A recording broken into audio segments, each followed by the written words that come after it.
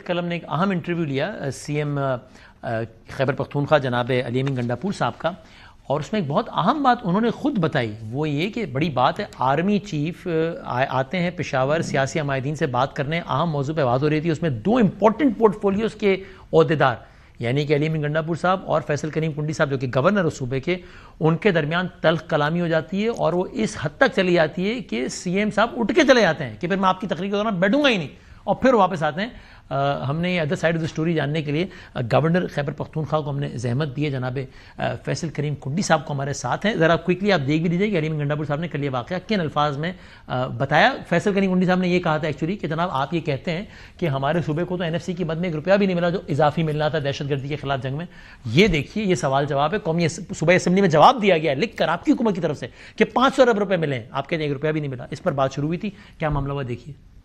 ایک صوبے کا گورنر ہے، ٹھیک ہے، پرچی پہ آ گیا ہے، ایک پارٹی جس کی یہاں پر ٹوٹل میرے خیال میں 2 یا 3 فارم 47 کے 2-3 ان کے ایم پی اے گھوم رہے ہیں، اور اس پارٹی کا ایک گورنر بندربان میں آ گیا، اپنے صوبے میں بیٹھ کر اس صوبے کی گاڑی میں بیٹھ کے آیا ہوا ہے، تو نمک حرامی کی کوئی حد ہے؟ وہ تو اپنے آرگومنٹ کو فیکٹ سے سپورٹ کر رہے ہیں، بس یہ غلط کہہ رہے ہیں، یہ فیکٹ جو بتا رہا ہے نا، تو یہ فیکٹ میں دیکھیں 2 چیزیں ہیں، ایک پیسہ آپ کا تھا جو آپ نے دینا تھا جس میں آپ نے انفراسٹرکچر اور ڈیولپمنٹ کا تھا، ایک تھا 1% اگینسٹ وار اینڈ ٹیرر، اس پہ ہمیں 240 ارب روپیہ نہیں ملا، اور یہ کہہ رہا ہے کہ ان کو 500 ارب ملا ہے، اور یہ لفظ وار اینڈ ٹیرر والا 1% کا یوز کر رہا ہے۔ تو میں نے جب اس نے بات شروع کی تو میں نے کہا دیکھیں کریکٹ کریں اپنی اسٹیٹمنٹ کو، یہ اس طرح نہیں ہے، اسے پہلے میں پہ ڈیبیٹ کر چکا ہوں، آپ کے فگر ٹھیک نہیں ہے۔ تو وہ آگے سے کہتا ہے میں بات کر رہا ہوں اپنی، میں نے کہا آپ اگر ایسی بات کرو گے تو میں یہاں بیٹھ کر صوبے کی نمائندگی کر رہا ہوں، تو میں اس کی کریکشن ضرور کروں گا میٹنگ کے اندر، کیونکہ یہ پھر ریکارڈ کا حصہ بن جاتی ہے۔ تو اس پہ جو ہے نا وہ تھوڑا سا کہ جی میری بات پہ آپ نہیں بول سکتے، تو میں نے کہا ٹھیک ہے، اتنا شوق بھی نہیں ہے کہ میں تمہاری فضول باتیں سنوں یہاں پر، تو میں اٹھ کے چلا گیا، میں نے کہا جب یہ بات اپنی ختم کر لے تو مجھے بتا دینا۔ تو یہ سارا یہ معاملہ اس طرح ہی ہوا گورنر صاحب کل یعنی پرسوں؟ بسم اللہ الرحمن الرحیم۔ بادامی صاحب میں نے آپ کا یہ کلپ سنا، اور بات یہ ہے کہ جب ایک بندہ جھوٹ بولے تو میں کیا بول سکتا ہوں۔ جب میں نے اس کو بولا کہ ہر جگہ پہ جو ہے، میں نے میٹنگ میں بات کی کہ ہر جگہ تو فوج نے تو کام نہیں کرنا کہ زلزلہ بھی آئے اور بارش بھی آئے اور پولیو کے قطرے بھی ہوں اور سب کچھ ہے، وہ تو فوج نے کرنا ہے صوبے میں، تو صوبائی حکومت کیا کر رہی ہے؟ صوبائی حکومت کی بھی کوئی ذمہ واری ہے۔ پھر ہم کہتے ہیں کہ جی فوج کیوں دخل اندازی کر رہی ہے ہمارے کام میں، جب خود کچھ کر نہیں سکتے، آپ اتنے نکمے اور نااہل ہیں کہ آپ کچھ کر اسے میں نے یہی کہا کہ پولیس کو آپ نے کیوں اپگریڈ نہیں کیا؟ اگر آپ کو 500 ارب ملا ہے، پارلیمنٹ میں اس کا جواب آیا ہے، جس کو آپ کھا پی گئے ہیں، اپنے عیاشیوں کی نظر کر لی ہے، اپنے دھرنوں کی نظر کر دی ہے، تو آپ مانیں۔ اگر آپ کو اگر نہیں ملا تھا تو آپ بیٹھ کے ارگو کریں نا۔ یہ کمزور بندے کی نشانی ہے اور بزدل بندے کی نشانی ہے کہ جو میدان چھوڑ کے بھاگ جاتے ہیں۔ انہوں نے ہمیشہ میدان سے بھاگنے کی عادت ان کی ہے، تو وہاں میٹنگ سے بھی چلے گئے، کافی ٹائم ہو گیا تو اس نے سگریٹ بھی نہیں پی تھی، ان کی عادت ہے بہت زیادہ سگریٹ پینے کی، اور آپ کو پتہ ہے کہ کیا کیا مسائل ہیں ان کے، تو انہوں نے کرنا تھا، اس کو چھوڑے ہو تو ذاتی ایک عادت ہے۔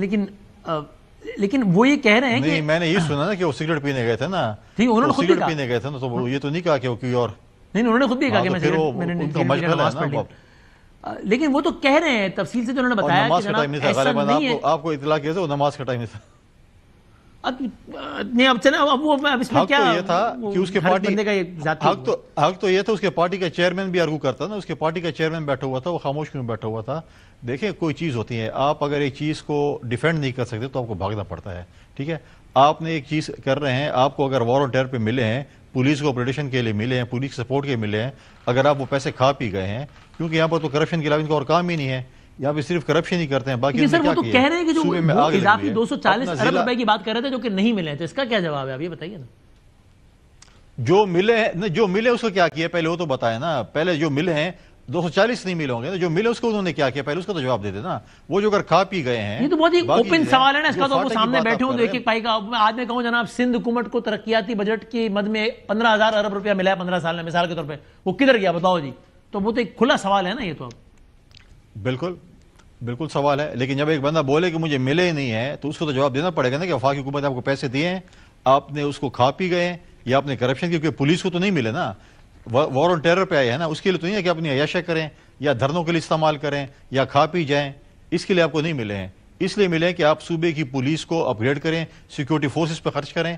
اس کے لیے آپ کو پیسے ملے ہیں. دوسری بات یہ دیکھیں آپ اپنا ضلع نہیں سنبھالتے. آپ دیکھیں 2013 سے آج تک